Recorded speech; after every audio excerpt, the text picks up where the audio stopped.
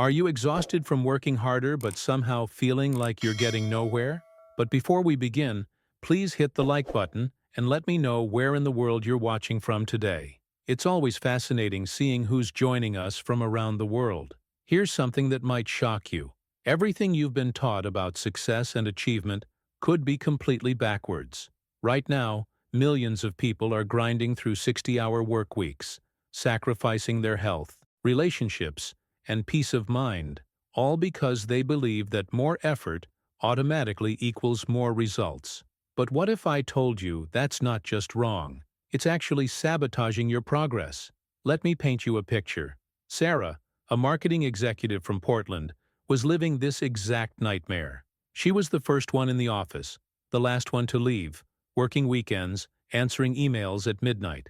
You know the drill. Meanwhile, her colleague Michael seemed to cruise through his 40-hour work week with an almost irritating sense of calm. Here's the kicker. Michael was consistently outperforming her. Has this ever happened to you? You're grinding your gears while someone else seems to effortlessly achieve what you're desperately chasing?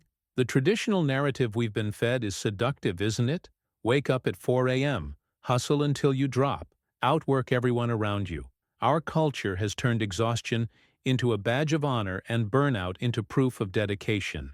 But here's what nobody talks about. This approach has an expiration date. Your willpower is finite, your energy depletes, and when you're running on fumes, even your best efforts become scattered and ineffective. Think about James, a software developer from Austin, who discovered something revolutionary. Instead of coding for longer hours, he spent time creating automated workflows that handled his routine tasks. What you're about to discover might surprise you. He didn't just reclaim his evenings and weekends. His actual output and quality of work skyrocketed. While his colleagues were drowning in repetitive tasks, James was operating from a completely different paradigm.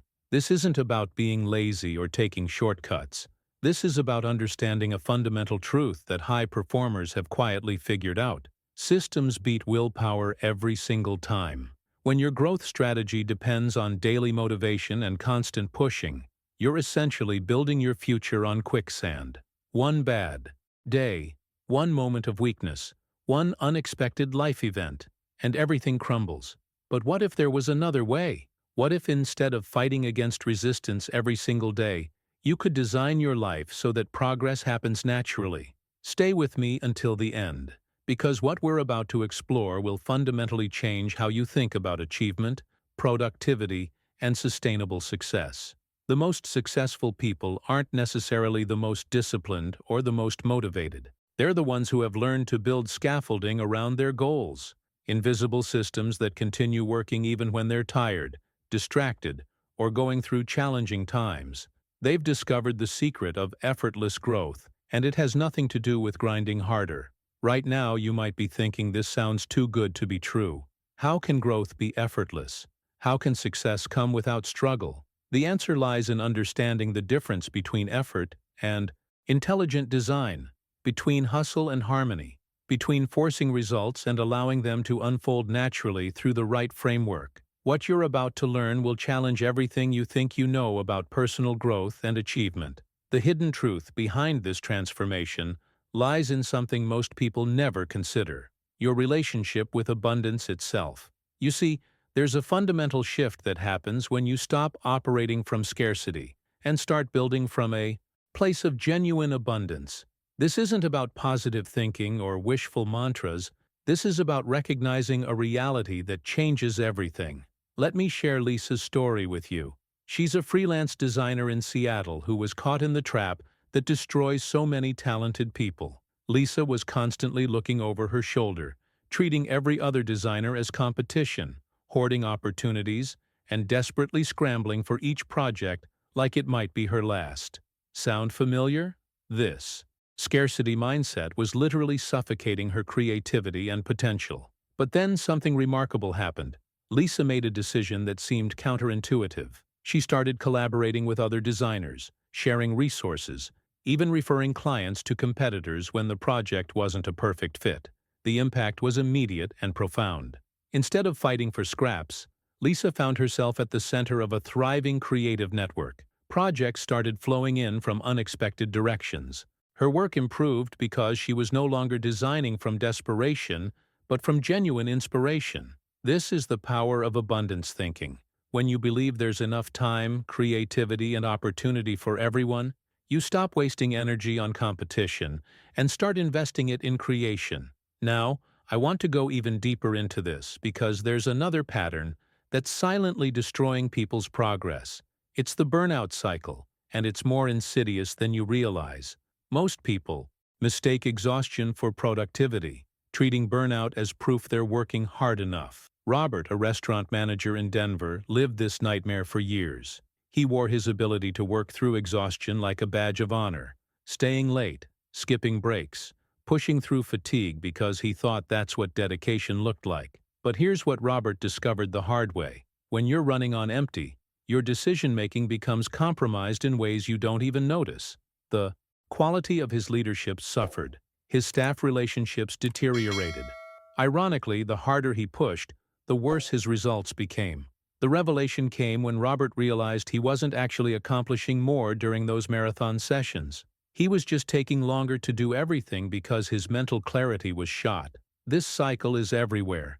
People sprint until they collapse, then feel guilty during recovery, then sprint again even harder to make up for lost time. It's a hamster wheel, disguised as progress. True transformation happens when you understand that sustainable growth isn't about sporadic bursts of heroic effort. It's about designing practices that compound over time without depleting you. The journey from exhaustion to effortlessness requires a complete reframe of how you view productivity and success. Behind the scenes of every person who seems to achieve remarkable things with apparent ease, you'll find systems built on abundance rather than scarcity, consistency rather than intensity. They've learned something that most people never discover. You can't force sustainable results through sheer willpower, but you can design them through intelligent systems.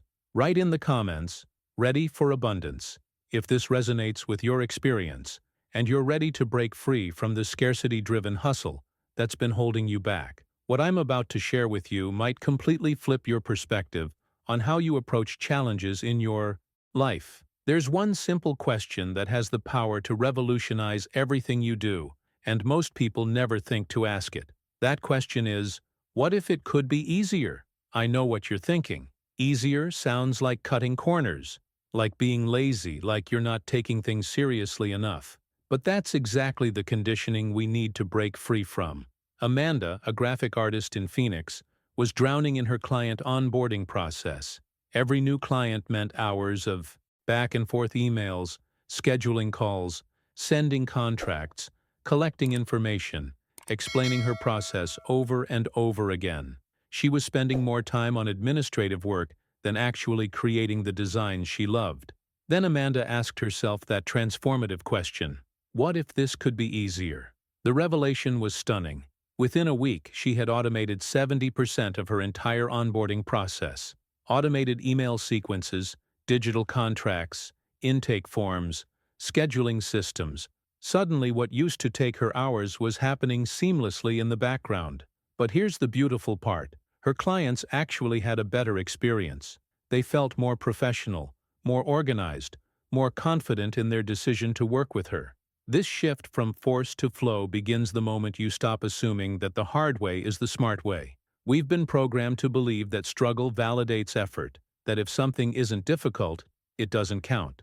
But this mindset is keeping you trapped in unnecessary complexity, while others are finding elegant solutions to the same problems. The uncomfortable truth that nobody talks about is that effort itself has a breaking point. Thomas, a sales representative in Miami, learned this lesson the hard way. Convinced that more activity would lead to more results, he doubled his daily cold calls. He was making twice as many dials, working longer hours, pushing harder than ever before. But something strange started happening. His conversion rate actually dropped. His approach became mechanical, desperate even. Prospects could hear the exhaustion in his voice, the desperation behind his pitch.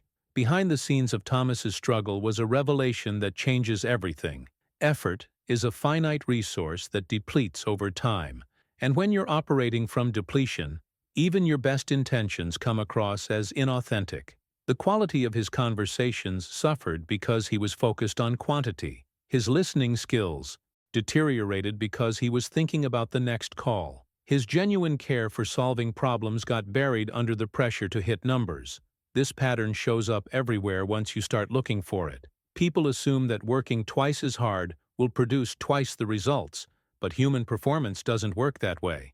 There's a point where additional effort creates diminishing returns, and eventually you hit a plateau where more input actually produces less output. Your decision-making gets cloudy, your creativity shrinks, your relationships suffer, and ironically, your results start declining even though you're working harder than ever. The transformation happens when you realize that intensity and effectiveness are not the same thing. Some of the most successful people you admire aren't necessarily working the hardest, they're working the smartest.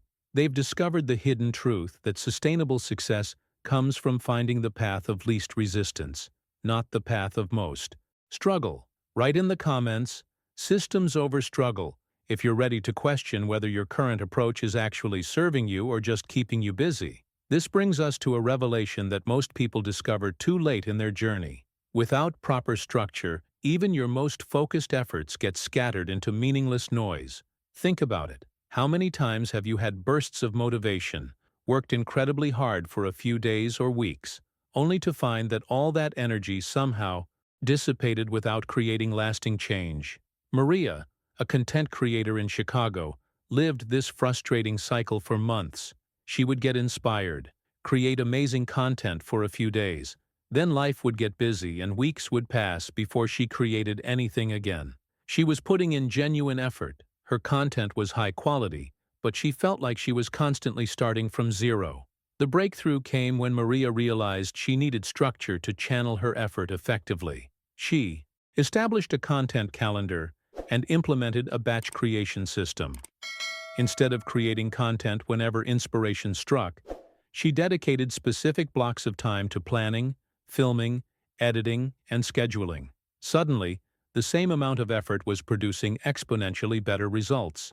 Her audience grew consistently because they could count on regular, valuable content. But more importantly, Maria felt in control of her creative process, instead of being at the mercy of random motivation. This is what separates people who seem to grow effortlessly from those who struggle despite working hard. They've replaced chaotic hustle with intelligent leverage.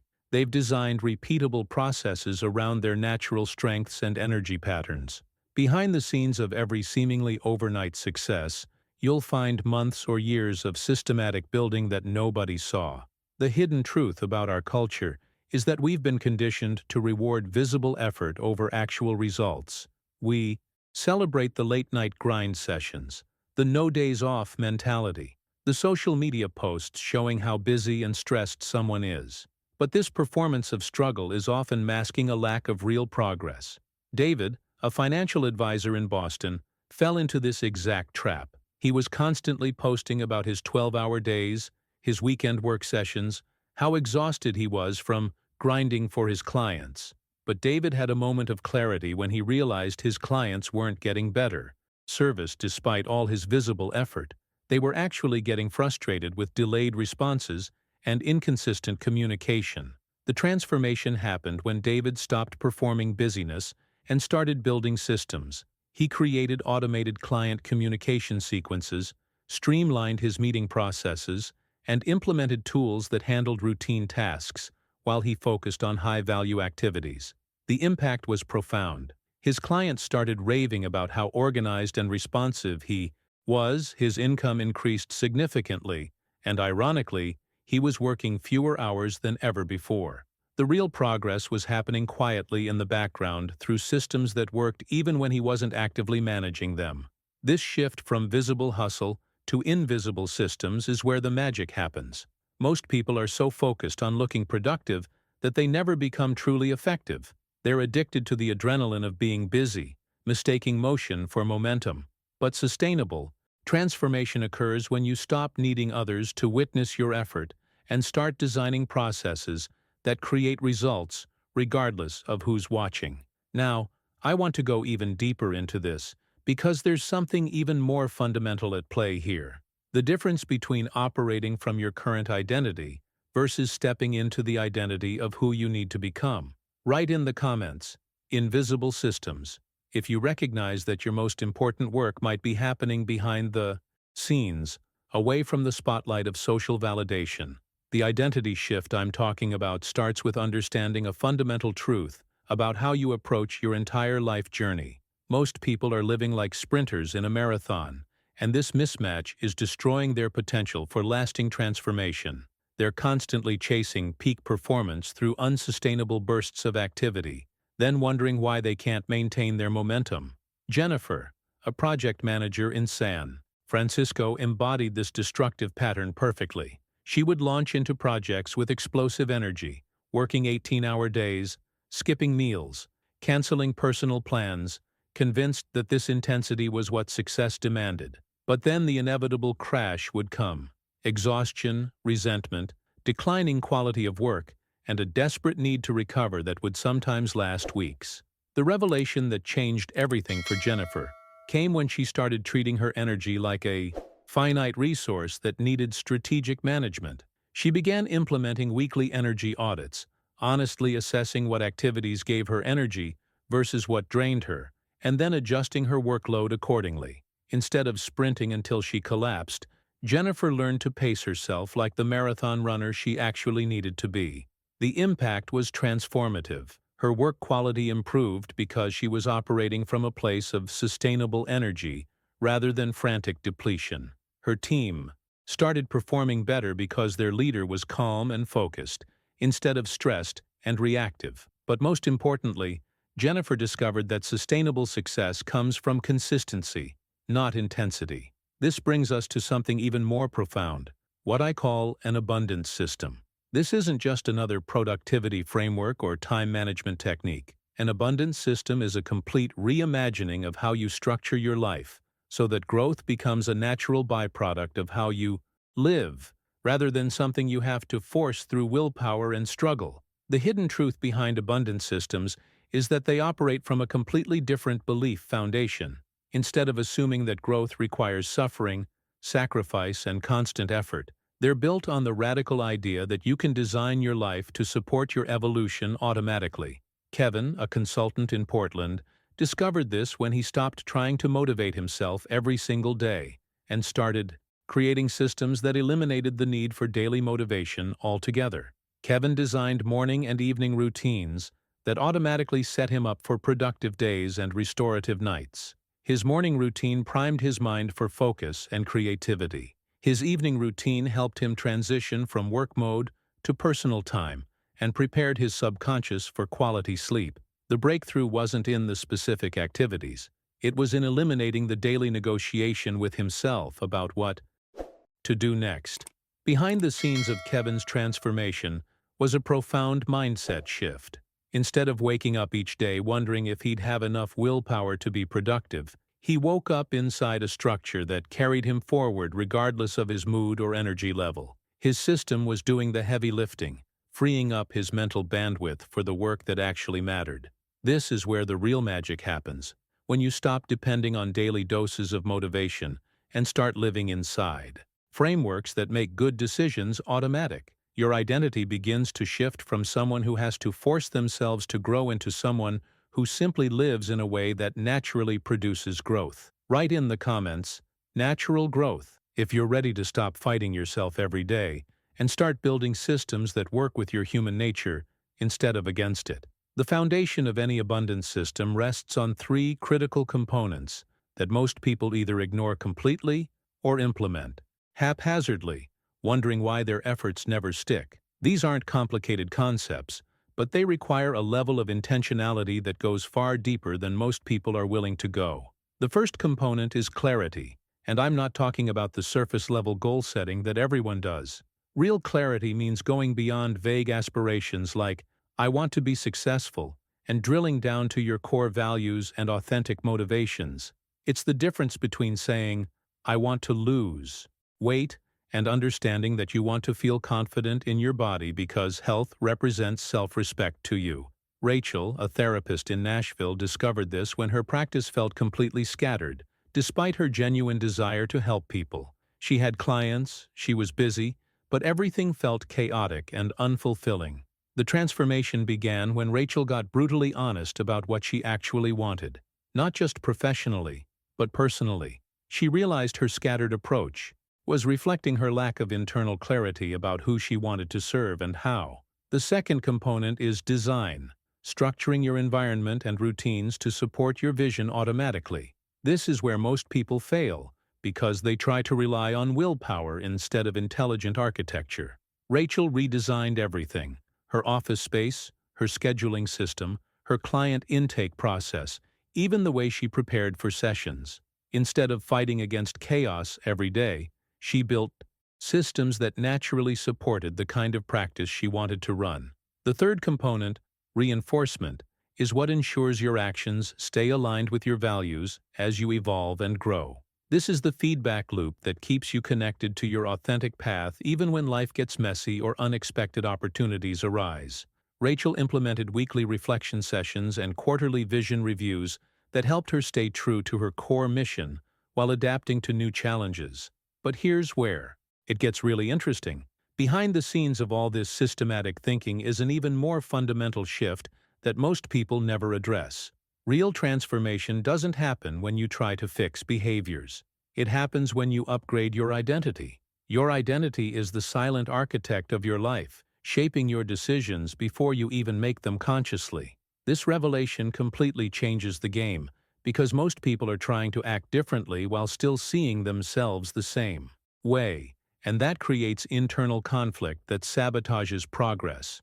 Marcus, a fitness trainer in Atlanta, lived this struggle for years. He knew exactly what to do. He was a fitness professional after all, but he couldn't maintain consistency in his own workouts because his identity was still rooted in being someone trying to get in shape. The breakthrough came when Marcus shifted from seeing himself as someone with a fitness problem to someone who simply prioritizes health as a non-negotiable part of who he is.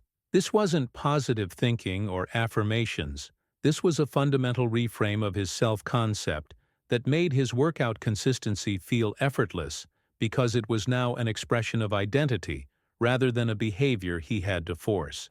Now, I want to go even deeper into this identity transformation, because there's something happening at the neurological level that explains why some people seem to change effortlessly, while others struggle for years with the same issues.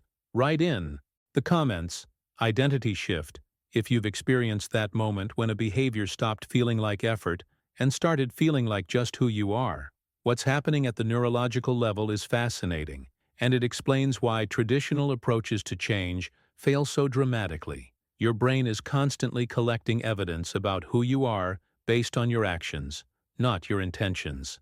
Every single time you follow through on a commitment to yourself, no matter how small, you're literally casting a vote for your future identity. Your brain keeps score, and this accumulated evidence becomes the foundation of how you see yourself. Patricia, a writer in San Diego, understood this instinctively even though she didn't know the science behind it. She had been calling herself someone who wants to write for years, attending workshops, buying courses, collecting notebooks, but never actually developing a consistent writing practice. The breakthrough came when Patricia made a radical decision. Instead of trying to write for hours like real writers do, she committed to just 5 minutes of daily writing. These micro-commitments might seem insignificant, but behind the scenes, something profound was happening. Each day, Patricia wrote, even for just 5 minutes, her brain was receiving evidence that she was indeed someone who writes. The identity shift happened gradually but unmistakably. After a few months, Patricia wasn't just writing 5 minutes. She was writing because that's who she was. The transformation from someone who wants to write to a writer happened through accumulated evidence, not dramatic declarations. But there's another layer to this identity transformation that most people completely overlook: the power of language to literally reshape your neural pathways. The words you use to describe yourself aren't just descriptions, they're programming instructions for your subconscious mind. They create mental blueprints that determine what you believe is possible for you. Anthony, an entrepreneur in Houston, discovered this when he realized his internal dialogue was sabotaging every business venture before he even started. His default language patterns were deficit-focused. I'm terrible with money. I always mess up opportunities. I'm not cut out for business. Each of these statements wasn't just negative thinking. It was a declaration that limited his growth by programming his mind to look for evidence that confirmed these limiting beliefs. The transformation began when Anthony consciously shifted his language from fixed statements to growth-oriented possibilities. Instead of, I'm terrible with money, he started saying, I'm learning to manage money better. Instead of, I always mess up, it became, I'm developing better decision-making skills. This wasn't just positive thinking. It was rewiring his mental operating system to look for evidence of growth rather than evidence of limitation. The impact on Anthony's business decisions was immediate and dramatic. His approach to challenges shifted from avoidance and self-sabotage to curiosity and problem-solving. His networking conversations improved because he was operating from a growth identity rather than a deficit identity. Behind the scenes, his language change was literally restructuring how his brain processed opportunities and setbacks. This reveals something crucial about sustainable transformation. It's not about forcing yourself to act differently while your internal identity remains unchanged. It's about aligning your actions, language, and self-concept so that change becomes inevitable rather than effortful. Now, I want to go even deeper into this because there's an invisible operating system running in the background of your mind that determines whether your efforts will stick or sabotage themselves, and most people have no idea it even exists. Write in the comments, evidence building, if you recognize that your small, daily actions are actually votes for who you're becoming. This invisible operating system I'm talking about is literally running your life behind the scenes, and most people have never taken the time to examine its code.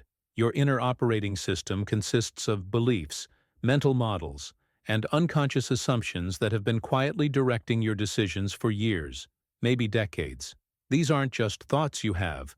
They're the fundamental programming that determines what you perceive as possible, what you consider normal, and what you automatically move toward or away from. The hidden truth is that most people are trying to change their external habits and behaviors while completely ignoring the deeper patterns that are actually driving those behaviors. It's like trying to change what's showing on your computer screen without ever looking at the software that's running the programs. You might get temporary results, but eventually the underlying code will reassert itself and pull you back to your default patterns. Caroline, a teacher in Minneapolis, lived this frustration for years. She would start wellness routines, productivity systems, and personal growth practices with genuine enthusiasm, but they would always collapse after a few weeks. The breakthrough came when Caroline dug deeper and identified a core limiting belief that was sabotaging every attempt at sustainable change. Success requires sacrifice. This belief was so deeply embedded that she couldn't imagine achieving anything meaningful without giving up something she valued. Once Caroline recognized this pattern, everything shifted. She realized she could build systems that honored both achievement and well-being instead of forcing herself to choose between them. Her productivity improved because she wasn't constantly fighting internal resistance. Her relationships got better because she wasn't resentful about sacrifices she thought she had to make. The transformation happened not because she forced different behaviors, but because she upgraded the operating system that was generating those behaviors. This process of awareness is absolutely critical because these beliefs don't announce themselves. They operate quietly in the background, embedded through years of experience, cultural conditioning, and unconscious repetition. Elena, a marketing manager in Orlando, discovered this when she kept sabotaging her own recovery time despite knowing intellectually that rest was important for productivity. Elena would plan relaxing weekends, schedule downtime, even book vacation days, but then find herself filling that time with productive activities or feeling guilty about not working. The revelation came when she uncovered her subconscious belief that rest equals laziness. This belief was so automatic that Elena didn't even realize it was driving her behavior. She thought she was just naturally motivated and driven, but she was actually operating from a fear-based program that equated rest with worthlessness. The moment Elena became aware of this hidden belief, she could start intentionally rewiring it. She began collecting evidence that rest actually improved her performance, that recovery was a strategic advantage, that downtime enhanced her creativity. Behind the scenes of her transformation was a systematic process of replacing old programming with new, more empowering beliefs. Now, I want to go even deeper into this rewiring process because there's a specific sequence that determines whether your efforts to change these deep patterns will succeed or just create more internal conflict. Write in the comments, "Upgrading my OS," if you're ready to examine the beliefs that might be running your life without your conscious awareness. The rewiring process I mentioned leads us to something even more profound: understanding the true mechanics of sustainable transformation. Most people are trapped in what I call the motivation trap, constantly waiting for that surge of inspiration to carry them forward. But here's the hidden truth. Sustainable growth operates on a completely different formula that has nothing to do with feeling motivated all the time. The real formula consists of three elements that work together in ways most people never understand. First, motivation is fleeting by nature. It comes and goes like weather patterns, and building your progress on something so unpredictable is like constructing a house on quicksand. Second, momentum is cumulative. It builds quietly through consistent small actions, creating a self-reinforcing cycle that carries you forward even when motivation disappears. Third, meaning provides the direction that keeps you moving towards something that actually matters to you rather than just chasing arbitrary goals. Brian, a photographer in Portland, discovered this when he stopped waiting for creative inspiration to strike and started building systematic approaches to his client work. Instead of relying on those magical moments of artistic flow, Brian created processes that maintained quality while reducing the emotional labor of constantly having to summon creativity from thin air. He developed client communication templates, streamlined his editing workflow, and established predictable rhythms for different types of shoots. The transformation was remarkable. Brian's work became more consistent, his stress levels dropped dramatically, and paradoxically, his creativity actually increased because he wasn't wasting mental energy on the administrative aspects of his business. The systematic approach freed up his cognitive bandwidth for the artistic decisions that truly mattered. But behind the scenes of Brian's success was an even more important shift in how he approached resistance itself. Instead of trying to power through the things that felt difficult, he started asking a different question. How can I make this feel natural instead of forced? This simple reframe completely changes your relationship with challenges because it shifts you from fighting against resistance to designing around it. Melissa, a social worker in Phoenix, embodied this principle perfectly. Case documentation was the bane of her existence. She would procrastinate on paperwork, stay late to catch up, and feel constantly behind despite her genuine care for her clients. The breakthrough came when Melissa stopped trying to force herself to enjoy documentation and started asking how she could make the process feel natural and efficient. She implemented templates for different types of cases, scheduled dedicated time blocks immediately after client meetings when the information was fresh, and created simple systems that turned a dreaded task into a smooth, predictable process. The resistance disappeared because Melissa had redesigned the experience rather than trying to muscle through it with willpower. This reveals something crucial about the nature of flow. It doesn't happen when you eliminate all challenges, but when you align your approach with your natural rhythms and eliminate unnecessary friction. Flow begins when resistance ends, but ending resistance isn't about making everything easy. It's about making everything fit. Now I want to go even deeper into this concept of natural flow, because there's a specific way to design what I call microsystems that can transform any area of your life from struggle to seamless operation. Write in the comments, natural flow, if you've experienced that shift from forcing yourself through tasks to finding approaches that feel almost effortless. These microsystems I'm talking about represent a completely different approach to transformation that most people never consider. Instead of trying to overhaul your entire life with massive changes that inevitably collapse under their own weight, microsystems focus on small, tightly designed behavioral patterns that create disproportionately massive, cumulative impact over time. A microsystem isn't just a habit. It's a carefully orchestrated set of behaviors, tools, and environmental cues that work together to automate specific areas of your life, without requiring constant decision-making or willpower. The hidden truth behind every person who seems to have their life together is that they've mastered the art of building these invisible systems that handle the details while they focus on what actually matters. Gregory, a legal assistant in Dallas, discovered this when he was struggling with inconsistent productivity, despite having all the right intentions. Some days he would be incredibly focused and efficient. Other days he would feel scattered and behind before he even got started. The breakthrough came when Gregory created a 5-minute morning routine that became his secret weapon for consistent performance. This wasn't an elaborate ritual that required special equipment or perfect conditions. Gregory's microsystem consisted of 3 simple elements: reviewing his top 3 priorities while drinking his first cup of coffee, clearing his workspace of yesterday's clutter, and setting an intention for how he wanted to show up that day. 5 minutes total, but the impact was transformative because it consistently set the tone for productive days, regardless of his mood or energy level. The genius of Gregory's approach was that he proved something crucial. Consistency beats complexity every single time.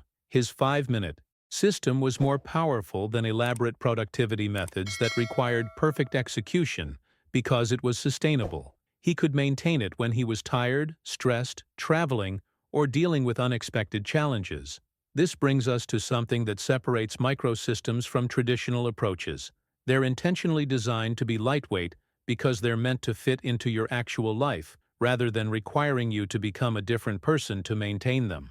Nancy, a nurse in Tampa, embodied this principle when she was struggling with the jarring transition between her high-stress work environment and her desire to be present with her family at home.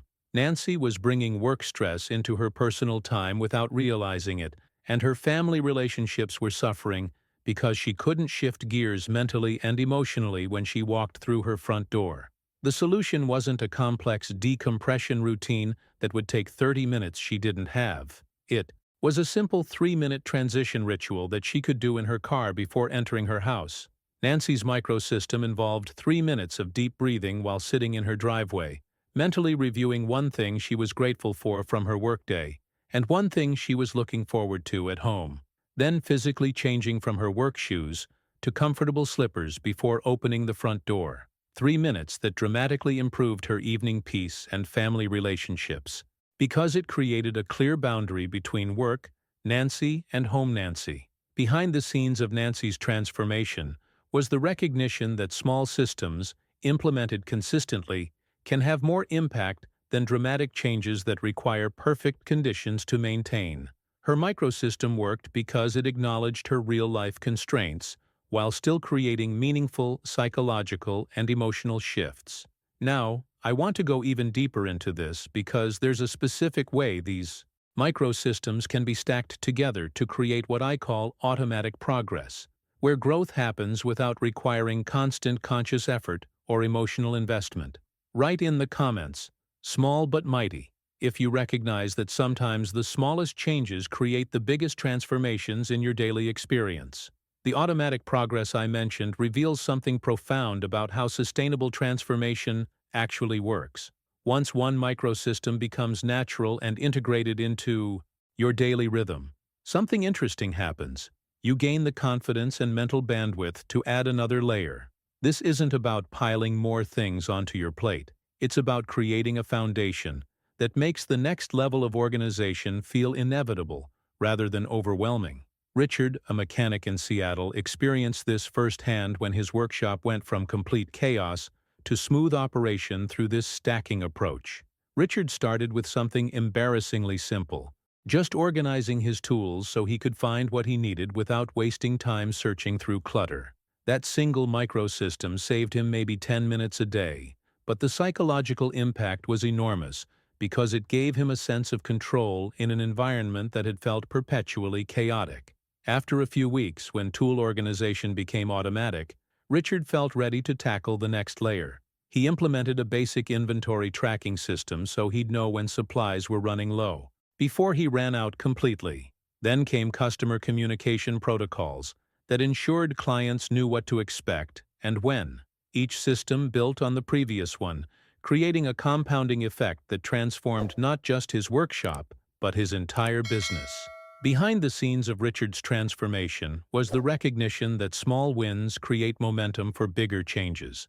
Each successful microsystem proved to himself that he was capable of creating order and efficiency, which gave him the confidence to tackle the next challenge. The progression felt natural rather than forced, because each new system was supported by the stability of the previous ones. This brings us to something even more powerful: the concept of automatic progress that continues working even when you're not actively managing it. Most people's growth strategies are fragile because they depend on constant effort and attention. The moment they get distracted, tired, or overwhelmed, everything stops or even slides backward. But when you build systems that generate progress automatically, your growth becomes resilient to life's inevitable disruptions. Catherine, a real estate agent in Boston, discovered this when she realized her client relationships were suffering because she couldn't maintain consistent follow-up while juggling active deals. Catherine's breakthrough was designing an automated client communication sequence that maintained relationships and generated referrals, even during her busiest periods or when she was taking time off. The system included personalized check-in emails at strategic intervals, birthday reminders, market updates relevant to each client's interests, and appreciation messages that felt genuine because they were based on real interaction history. The beauty was that Catherine could go on vacation or focus intensively on a demanding client without losing touch with her broader network.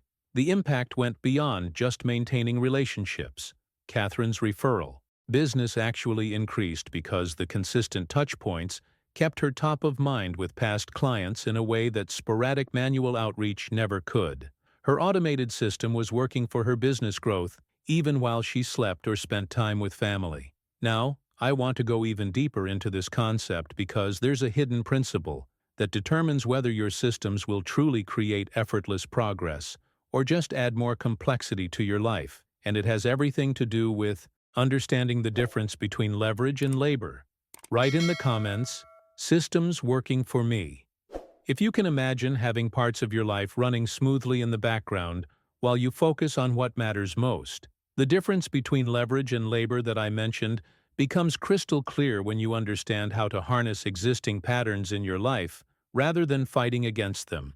Most people try to create new habits by forcing them into empty spaces in their schedule, but that approach requires constant willpower and usually fails. The smarter strategy is linking important behaviors to cues that already exist in your daily routine, creating what I call automatic triggers. Vincent, a construction supervisor in Phoenix, mastered this principle when he was struggling to ensure consistent safety briefings with his crew.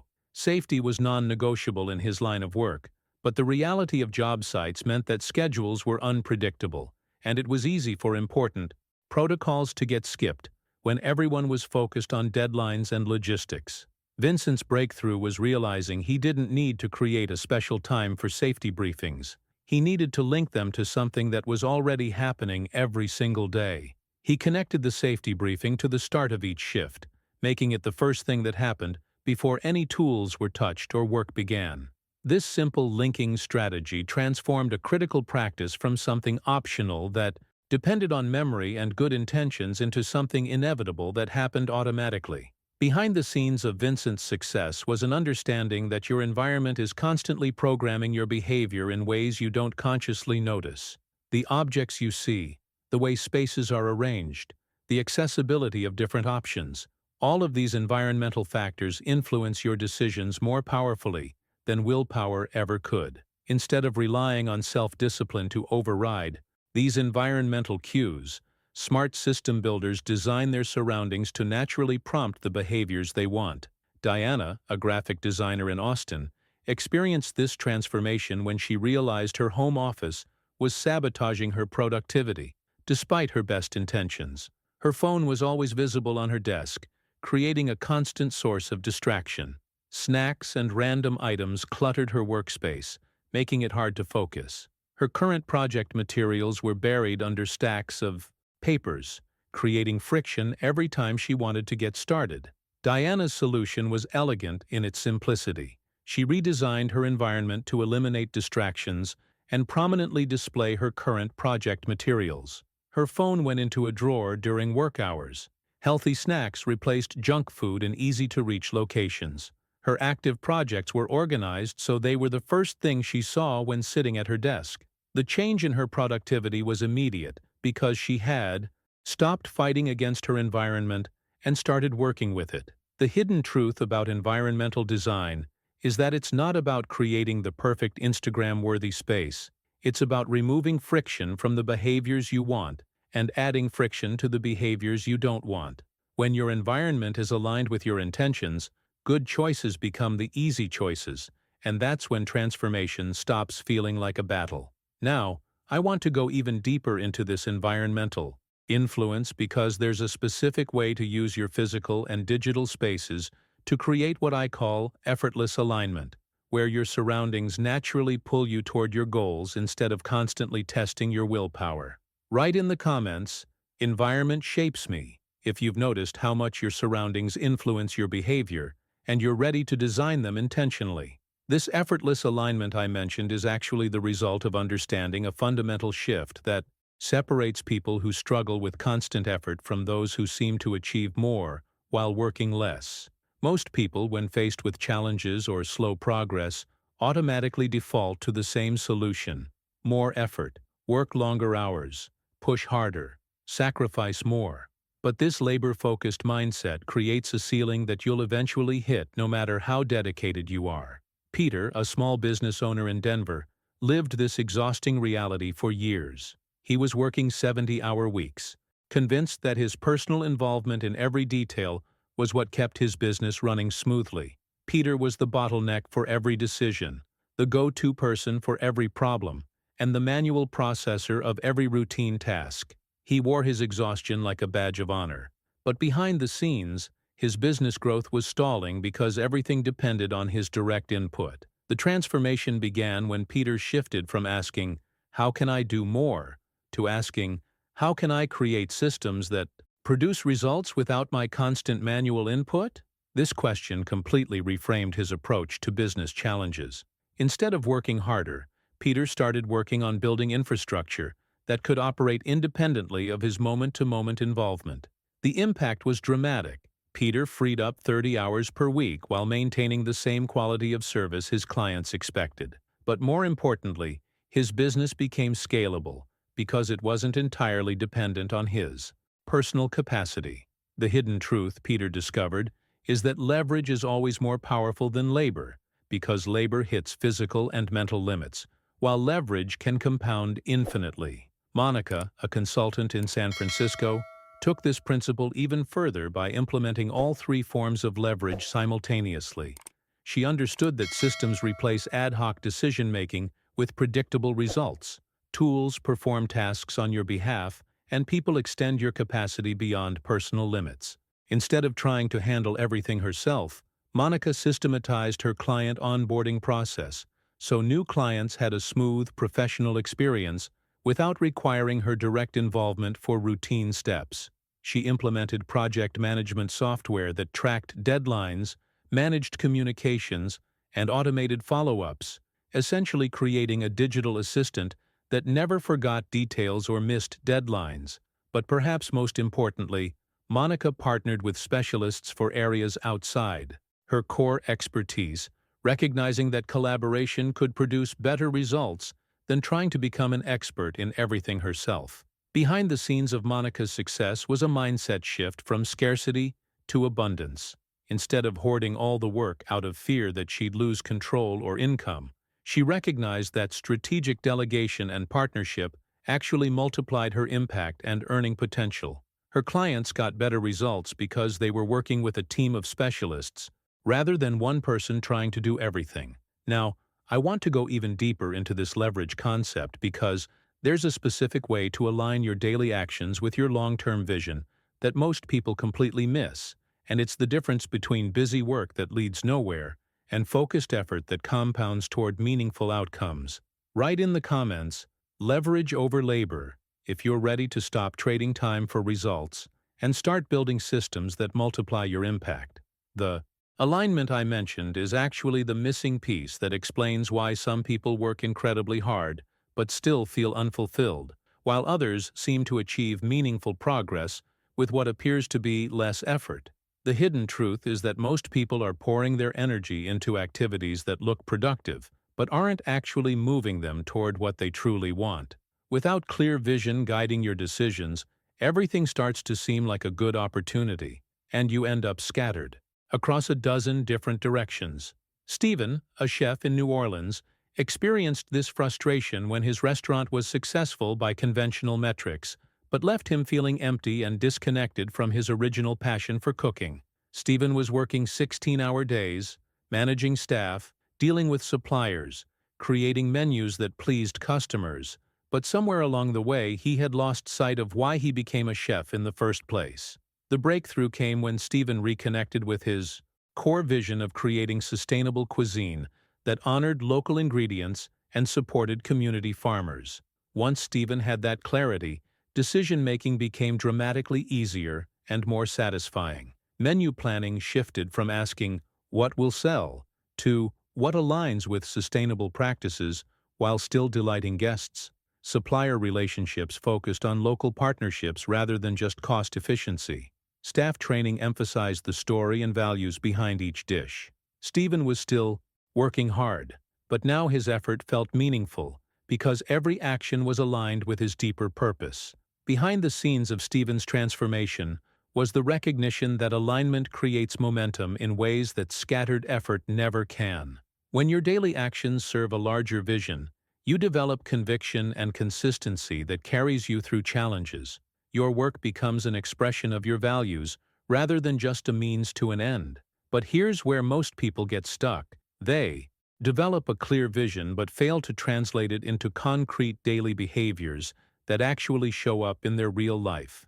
Jessica, an architect in Portland, discovered this gap when she realized her dream of creating innovative, sustainable buildings was being sabotaged by how she structured her typical workday. Jessica would start each morning with good intentions to focus on creative design work, but then meetings, phone calls, and administrative tasks would consume her energy, leaving her most important work for the end of the day when her creativity was depleted. The transformation happened when Jessica made a radical decision to protect her morning hours for design work, rather than letting her calendar be controlled by other people's urgent requests.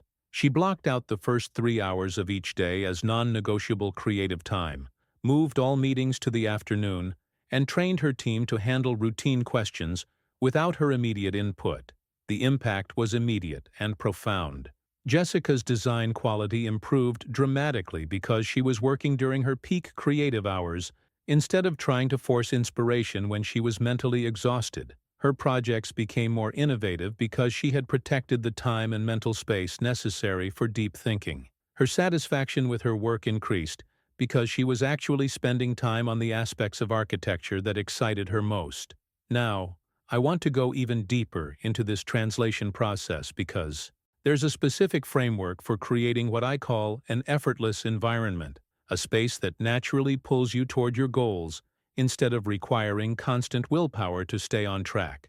Write in the comments, vision to action, if you're ready to stop letting your days be hijacked by other people's priorities and start designing your schedule around what truly matters to you. This effortless environment framework I mentioned is based on a profound understanding of how your surroundings are, constantly programming your behavior in ways you don't consciously notice. Your environment quietly dictates what feels easy or hard, what captures your attention, and most importantly, what you default to when your energy and willpower are low. Most people try to overcome environmental resistance through sheer discipline, but that's like swimming upstream when you could simply change the direction of the current. Christopher, a data analyst in Miami, experienced this revelation when he realized his workspace was sabotaging his productivity despite his genuine desire to focus on important projects. His computer desktop was cluttered with shortcuts to social media and entertainment sites that were more visually prominent than his work applications. His most critical project files were buried in folders that required multiple clicks to access, while distracting websites were just one click away. Christopher's transformation was elegantly simple. He reorganized his digital workspace so that important projects were more accessible than distracting websites. Work applications moved to the taskbar, project files went to the desktop, and entertainment sites required deliberate navigation to reach. The change in his productivity was immediate because he had stopped fighting against his environment and started working with it. When focus became the path of least resistance, Christopher naturally spent more time on meaningful work. Behind the scenes of Christopher's success was the recognition that willpower is a finite resource, but environmental design can work 24 hours a day without depleting. Your physical space has an even more profound impact on your behavior because it affects not just your actions, but your mental and emotional state. Clutter triggers stress responses that make clear thinking more difficult. Poor lighting saps your energy and makes tasks feel more arduous than they actually are. Screen-dominated bedrooms sabotage your sleep quality, which undermines every other aspect of your performance. Isabella, a teacher in Chicago, discovered this when her children were struggling with homework consistency, despite being capable students. The family dining table served multiple purposes: meals, mail sorting, art projects, homework, and by evening it was a chaotic mixture of yesterday's papers, today's clutter, and tomorrow's obligations. Her children would sit down to study and immediately feel overwhelmed by the visual chaos around them. Isabella's solution transformed not just the space, but her children's relationship with learning. She converted one section of the dining table into a dedicated homework station, with organized supplies, good lighting, and clear surfaces. Books were prominently displayed, pencils were easily accessible, and distractions were minimized. The impact was remarkable. Her children naturally gravitated toward this organized space and stayed focused for longer periods because the environment supported concentration rather than fighting against it. The hidden truth about environmental design is that it's not about creating perfection. It's about making good choices easier and bad choices slightly more difficult. When you make positive cues visible and accessible while adding friction to negative behaviors, you're working with human psychology instead of against it. Now, I want to go even deeper into this environmental influence because there's a specific relationship between your surroundings and your energy that most people never consider. And understanding this connection can revolutionize how you approach productivity and sustainable performance. Write in the comments, "Design my space," if you're ready to stop fighting against your environment and start making it work for your goals instead of against them.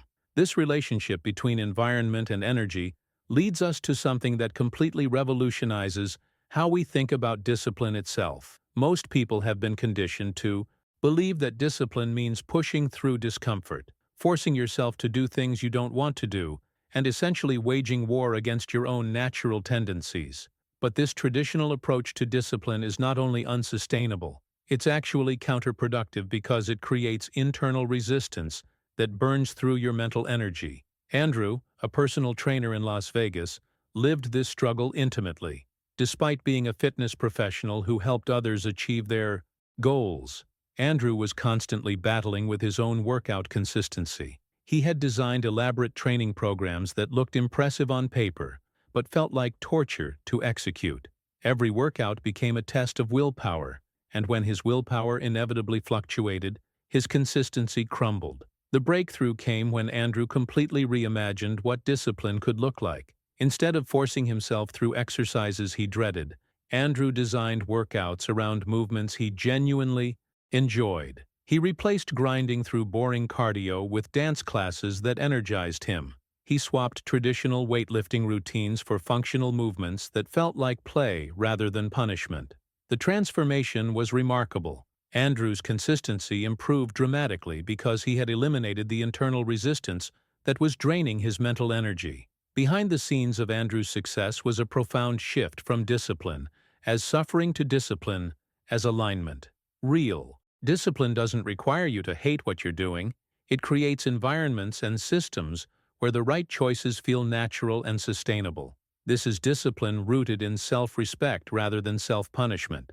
But there's an even deeper layer to sustainable discipline that most people never discover: the difference between reactive and proactive approaches. Louise, a nurse in Houston, embodied the reactive discipline trap perfectly. She would start each week with good intentions about eating healthy, but when her 12-hour shifts left her exhausted, she would find herself making poor food choices because she hadn't prepared any alternatives. Then she would beat herself up for lack of willpower and promise to try harder next week. The transformation happened when Louise shifted from reactive discipline that tried to muscle through unexpected resistance to proactive discipline that anticipated challenges and built systems to reduce their power. Louise started preparing all her meals on Sundays, portioning them into containers that she could grab quickly during her rushed workdays. She prepared healthy snacks and kept them easily accessible. She eliminated the decision fatigue that was leading to poor choices by making good choices automatic. The impact went far beyond just nutrition. Louise's energy levels improved because she was consistently fueling her body properly. Her stress decreased because she wasn't constantly making food decisions under pressure, and her self-confidence increased because she was proving to herself that she could follow through on her commitments. The hidden truth Louise discovered is that proactive discipline feels easier than reactive discipline because you're working with your human nature instead of against it. Now, I want to go even deeper into this proactive approach because there's a fundamental shift in how you manage your most precious resource that can transform every aspect of your performance and well-being. Write in the comments, proactive systems, if you're ready to stop relying on willpower to overcome poor planning and start building structure that makes good choices inevitable. The fundamental shift I mentioned is about recognizing that your most precious resource isn't actually time. It's energy. Most people approach productivity with a time management mindset, trying to squeeze more activities into each hour, but this completely misses the deeper truth. Time without energy is just empty space, while even small pockets of time fueled by high energy can create powerful momentum that transforms everything. Gerald, a writer in Portland, discovered this when he was struggling with inconsistent writing progress, despite having a dedicated evening writing schedule. Gerald would finish his day job feeling mentally drained, sit down at his computer with good intentions, and find himself staring at a blank page or producing work that felt forced and uninspired. He was putting in the time, but the quality and quantity of his output were disappointing because he was trying to create during his lowest energy period. The breakthrough came when Gerald started tracking his natural energy patterns and realized his creative peak happened in the early morning hours, not the evening when he was trying to force productivity. Gerald made the radical decision to wake up 2 hours earlier and move his writing to this high-energy window. The transformation was dramatic. He doubled his productivity, not by writing longer, but by writing when his mental clarity and creative energy were at their peak. Behind the scenes of Gerald's success was the recognition that everyone has natural peaks and valleys throughout their day, and matching your most important work to your highest energy periods is one of the most powerful leverage points available. High energy periods should be fiercely protected for the work that matters most, while low energy times can be used for routine tasks that don't require peak performance. This energy-first approach completely changes how you think about productivity and sustainable performance, but it also reveals something crucial about how to handle the inevitable setbacks and failures that are part of any meaningful journey. Most people's relationship with failure is so toxic that it actually prevents them from learning and growing quickly. Emma, a startup founder in Austin, embodied a completely different approach to failure that allowed her to iterate rapidly and ultimately break through to success. When features didn't work as expected, when user feedback was harsh, when revenue targets were missed, Emma treated each disappointment as valuable data rather than personal defeat. Instead of spending weeks recovering from emotional devastation, Emma would quickly analyze what went wrong, extract the lessons, and implement changes within days. This perspective shift from failure as defeat to failure as information completely transformed Emma's trajectory. While her competitors were paralyzed by perfectionism or crushed by setbacks, Emma was rapidly testing, learning, and improving.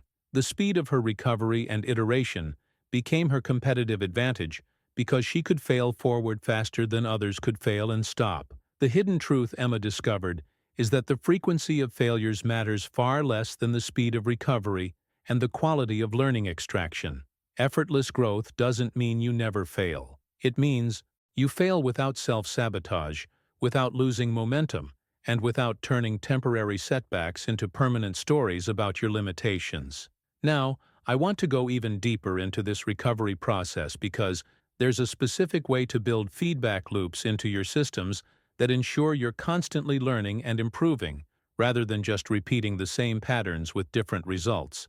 Write in the comments, energy first, if you're ready to stop scheduling your most important work during your worst energy periods and start honoring your natural rhythms for peak performance. These feedback loops I mentioned represent the intelligence system of sustainable transformation.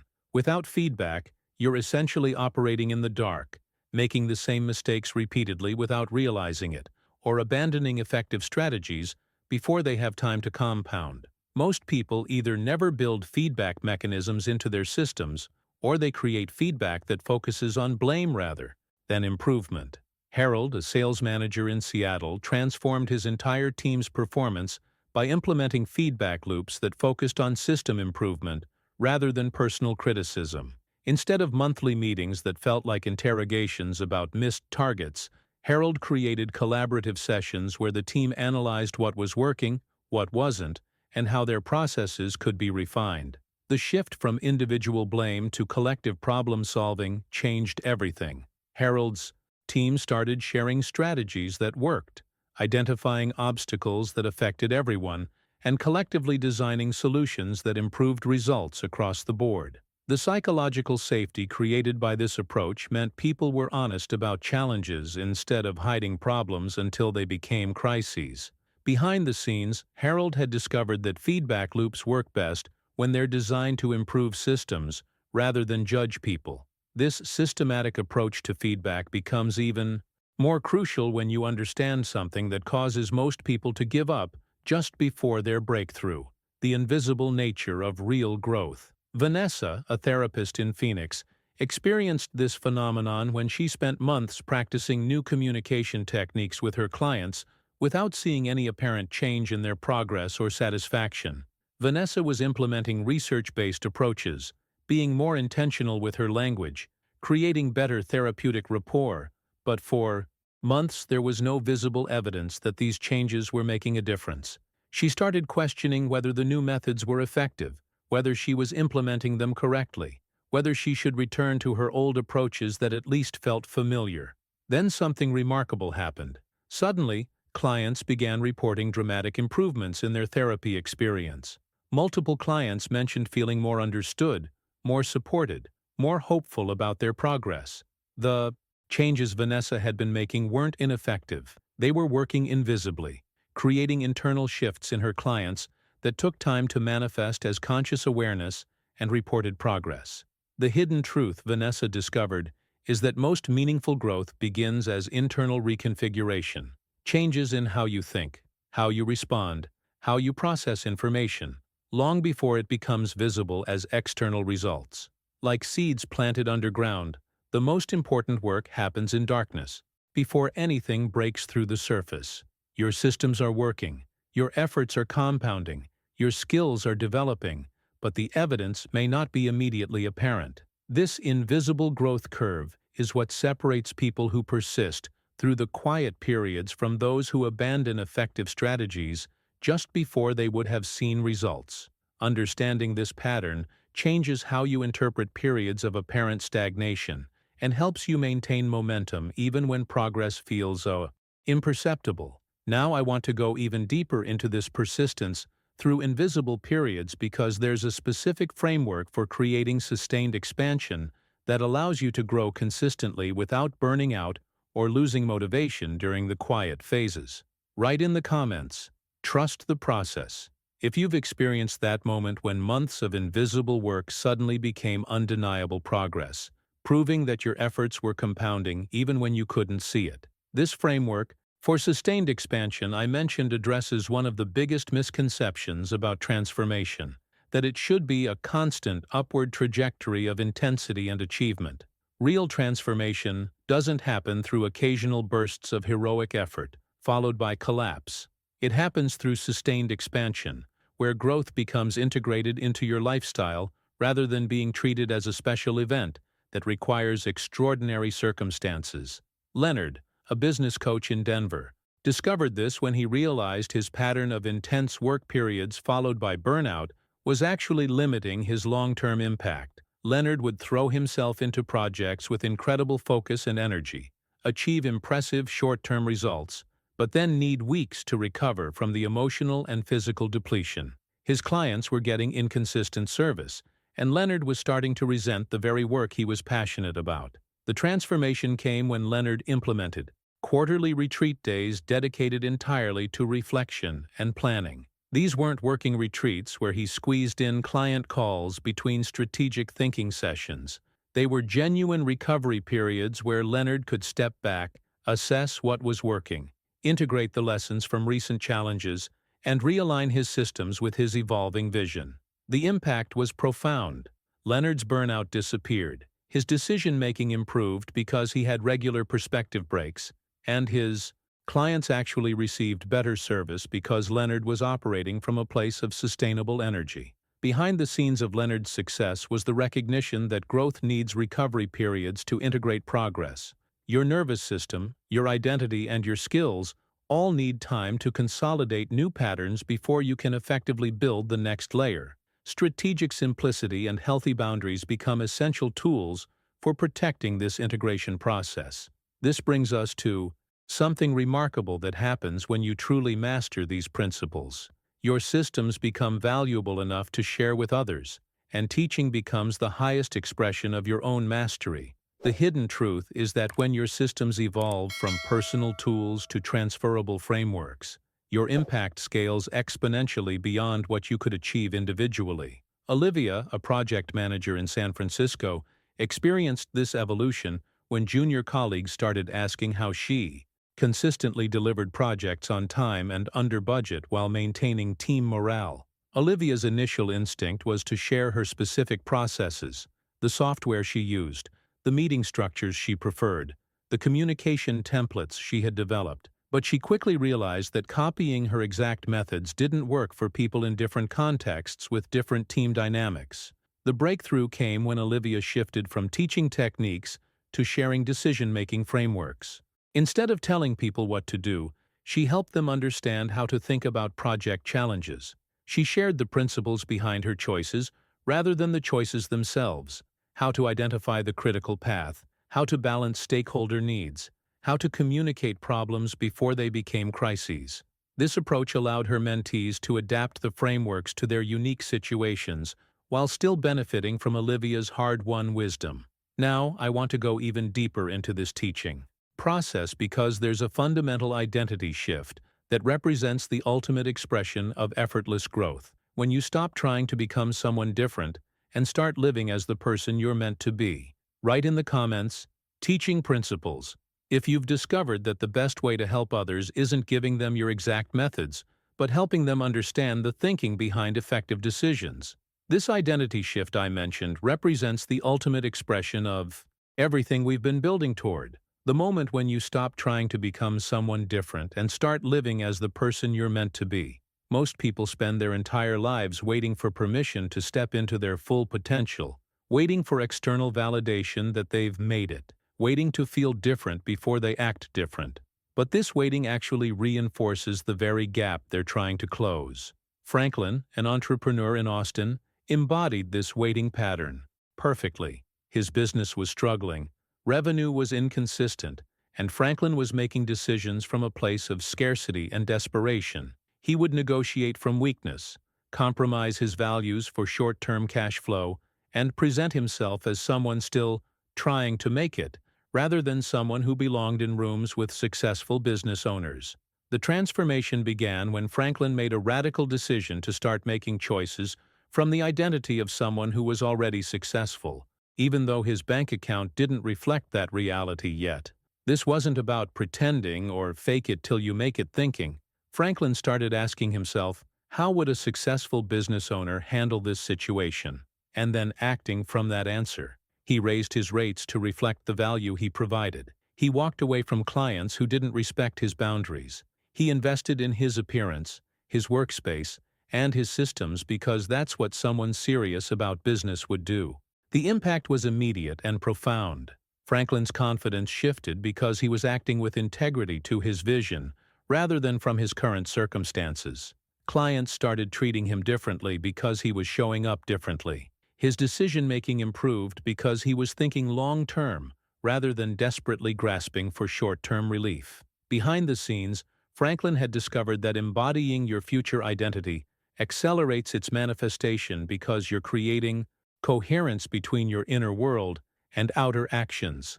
This embodiment process represents the final stage of the journey from effort to system, where the system stops being something you manage and becomes something you live. When you reach this integration, effort doesn't disappear because the work is gone. Effort transforms because it fits your identity so perfectly that it no longer feels like effort. You're not forcing yourself to grow. You're expressing who you are through growth. Success stops feeling like a distant goal you're trying to reach and starts feeling like a natural outcome of being who you're meant to be. The future you've been working toward stops being a destination and becomes how you show up today, effortless, aligned, and complete. This isn't the end of growth, it's the beginning of growth that feels sustainable, joyful, and authentic. Now, I want to go even deeper into this completion, because there's something profound that happens when you realize that everything you've been seeking was actually about returning to who you truly are, not becoming someone new. Write in the comments, living it now, if you're ready to stop waiting for permission to embody the person you're meant to be, and start making decisions from that identity today. What you've discovered today isn't just a productivity method or another system to try for a few weeks. You've uncovered a fundamental truth about how sustainable transformation actually works, not through force, but through intelligent design, not through grinding harder, but through building smarter, not through becoming someone else, but through returning to who you truly are when all the unnecessary resistance is removed. If you've made it this far in our conversation, you understand something that most people never grasp, that effortless growth isn't about eliminating challenge, but about aligning your challenges with your purpose, your energy, and your authentic way of being in the world. You've seen how Sarah moved from 60-hour weeks to strategic efficiency, how Marcus shifted from forcing fitness to embodying health, how Franklin stepped into success before his circumstances reflected it. The stories we've shared today aren't exceptional because these people had special talents or advantages. They're powerful because they represent what becomes possible when you stop fighting against yourself and start working with the grain of who you're becoming. That transformation is available to you, not someday when conditions are perfect, but right now through the choices you make about how to structure your next day, your next week, your next decision. This channel exists because these conversations matter, because there's so much noise about hustle and grind that drowns out the quieter truth about sustainable success.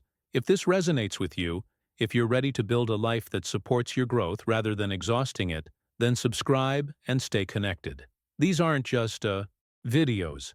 They're blueprints for a different way of living, and I'll be here sharing them as long as they're helpful. Write in the comments, "This message was meant for me," if you recognize yourself somewhere in today's journey, and you're ready to start building systems that honor who you're becoming. And if this conversation created value for you, if something shifted in how you think about your own path forward, tap that like button.